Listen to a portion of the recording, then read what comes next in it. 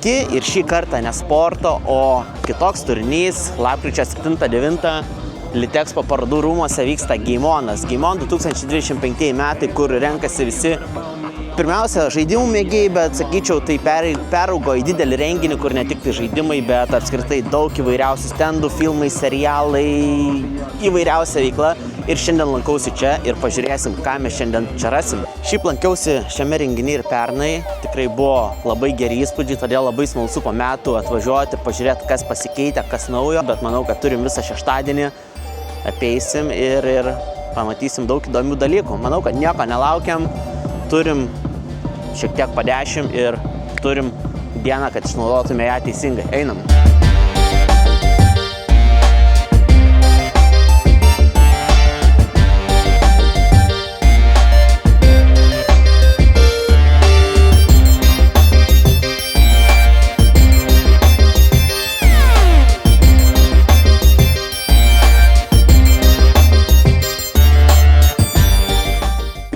Nežinau, į kurią čia pirmą salę užėjom, bet jaučiuosi kaip patekęs į tokį didelį turgų, bet nestandartinį turgų, o kur galima visokių animacinių dalykų, nuo Pokemonų, Dragon Ball, iki nežinau, visokių komiksų, ko tik tai nori. Tiek figūrėlių, tiek mašinėlių, tiek rimtesnių dalykų, kaip klaviatūrų ir panašių. Tai sakau, toks, kas mėgsta šitus dalykus, tai čia toks tobulas turgus jiem.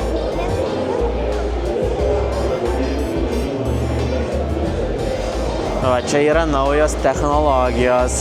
Iš šono atrodo gan juokingai, bet tokios technologijos, dabar tokie žaidimai.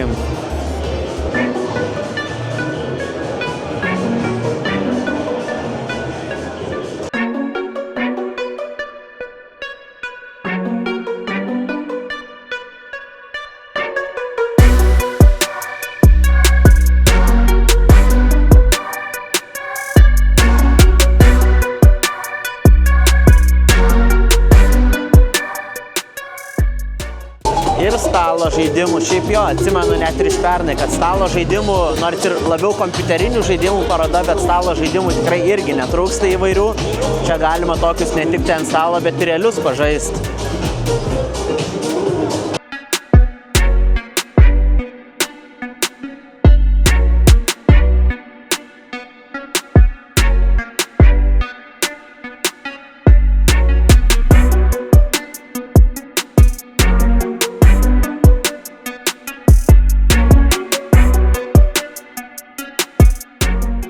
Net ir tokio atrodo mažai susijusio į parodoj, nepamiršta ir Ukraina, būtent ją yra stendas skirtas.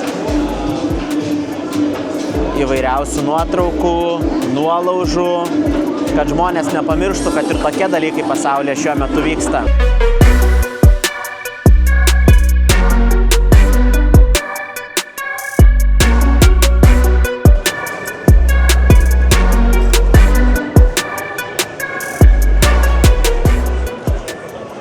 Visas Lego stendas, nebereikalo Lego, ne tik tai vaikai, bet ir suaugę stato, žaidžia, bet čia jau tokie įdomesni, ne patys paprasčiausi Lego.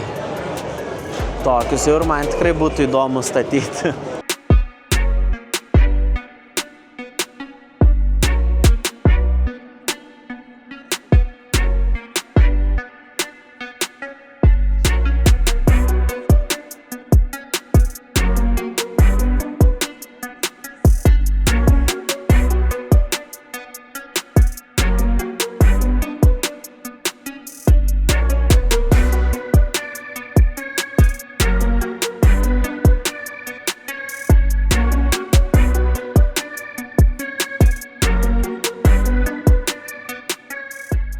Nu va, ir dar žaidime sudalyvavau ir pieštuką, kurį galima pasisodinti, kažkas tokio. Nebereikalo žaidime sudalyvavau. Reikia čia daugiau gal kažkur padalyvauti, prizų galima laimėti.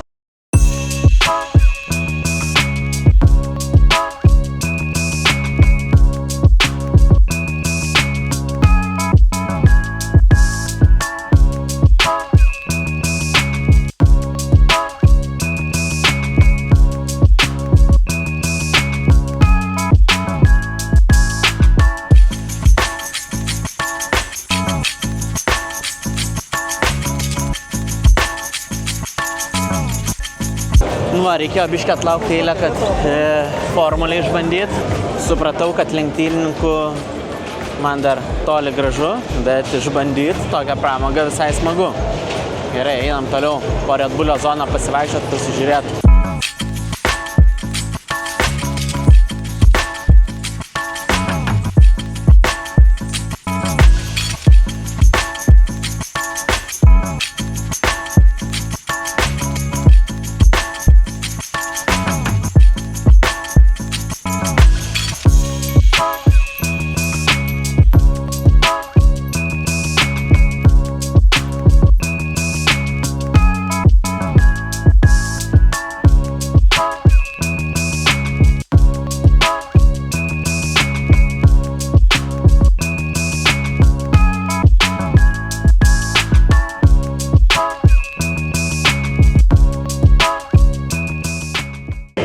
Krepšinis vis dėlto man kažkiek padėjo prizą laimėti.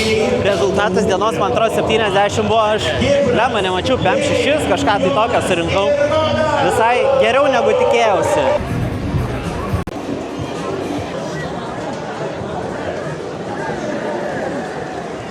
Aš nesu jaunuolis, bet net ir man šitą grafiką atrodo gan svetima. Turbūt pirmą NBA 99 metų žaidžiau čia. Nematau kelintų čia metų, bet atrodo dar senesnis.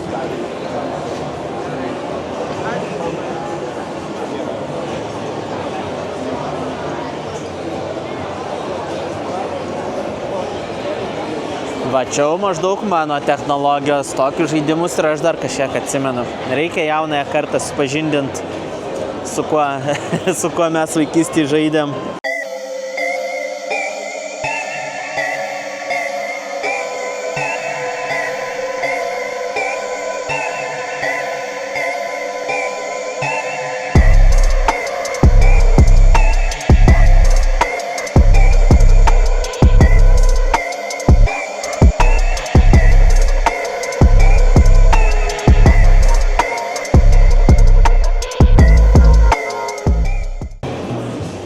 Šiaip keista, kad ypač prie tų senesnės, tokios, jau tikrai senesnės, prieš 20, 30, nežinau kiek čia metų tokie žaidimai buvo, kad prie tų eilės tikrai irgi labai didelės. Matyt, vaikams smalsu pažiūrėti, kaip seniau viskas atrodė, vyresniem nostalgiją prisiminti, su kuo kažkada žaisdavo. Nes, pačiam irgi įdomu prie tokių prieiti, bet tenka kartais tikrai nemažą eilę palaukti, kad sulaukti savo eilę.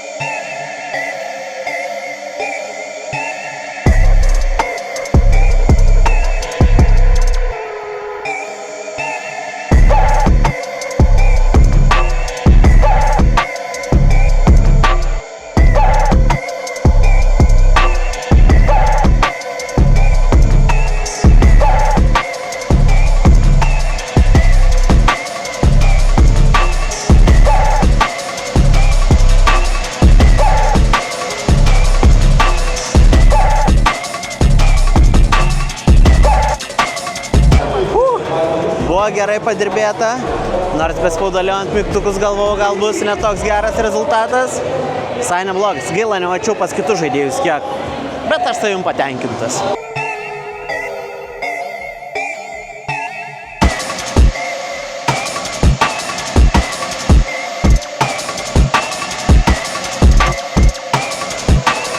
Kai eini, matai tiek daug persirengusių personažų, nors tai daugiausiai yra žaidimų personažai, bet kažkaip dar mintim biškį grįžti į Halloweeną, pasijauti kaip per šitą šventę, kur irgi viskas apie persirengimą, apie personažus ir panašiai.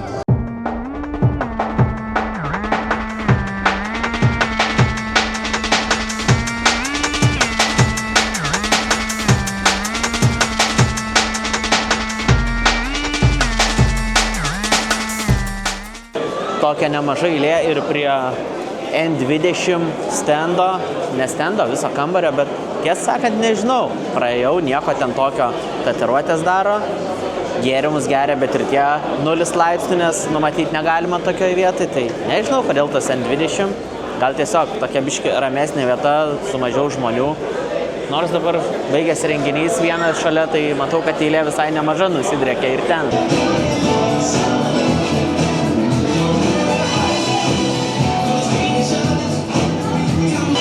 supratau, kad jeigu aš valdyčiau dronus, tai žinokit, nieko gero nebūtų. Kažkaip čia viskas į priešingą pusę, eina iš vieną pusę, kitą. Man atrodo, čia ne aš kaltas, kažkas su dronu negerai žino šitą.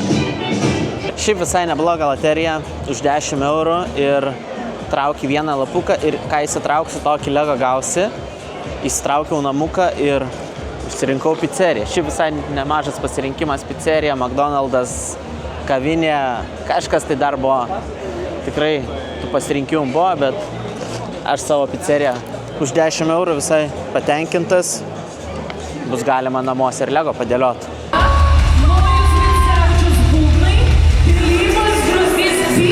Gitara ir Lukas Česlovas, slaptasis Karantinos grupės jauti narys. Padarom greitą vibe checką, kas vis dar palaiko Kreatorių komandą. Ir kas palaiko jauti? Ir dabar noriu pakviesti porą minučių Džiugą iš jauti komandos ir Matulį porą žodžių.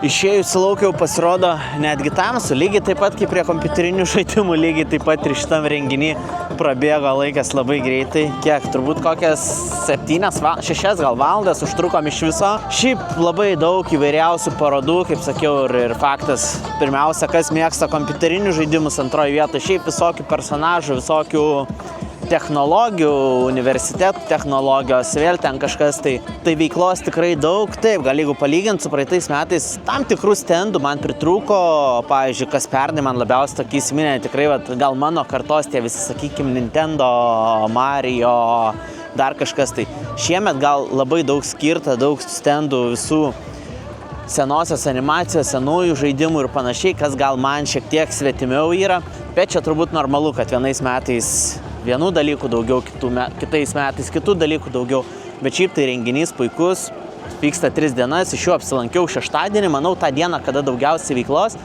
bet šiaip bet kurią dieną atvažiavus tikrai galima puikiai praleisti laiką. O jeigu jau pažiūrėjai šį video iš mano apsilankymo GameOn parodoje, dėk laiką ir gali komentaruose parašyti, ką pats galvoji apie tokio tipo renginius. Susitinkam kitam video. Iki!